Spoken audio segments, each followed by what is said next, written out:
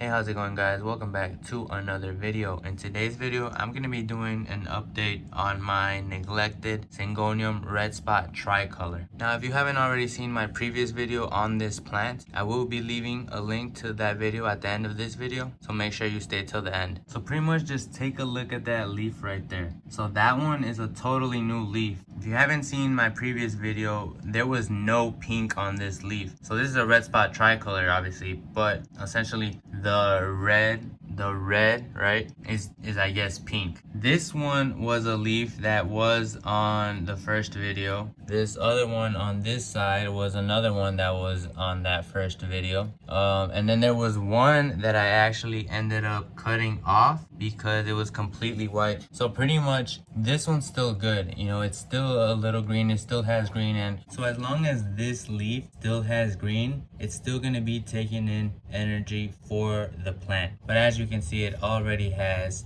kind of white yellowish, and so the other one that was on here, I completely cut it off because it was completely dead. But just take a look at this leaf right here. That just goes to show how happy a plant gets just by giving it some new soil and repotting it. So if you take a look at my first video, this plant looked completely sad. It was well overdue, and so I did it. As you can see, there's already this. So this leaf has fully opened for about a week now, a week and a half. So it's been fully open for about a week and a half, I think. But as you can see, there's already another one on its way. Don't know, it's just incredible to think about how nature decides the color combinations on the leaves, because you never know the color combinations that you're gonna get on the leaves. So here, as you can see, we have 70% of the leaf pretty much pink. The other 30% has green with a couple of white speckles, but sometimes we get literally 3 colors on a leaf. So pretty much 1/3 white, 1/3 pink, 1/3 green, which is so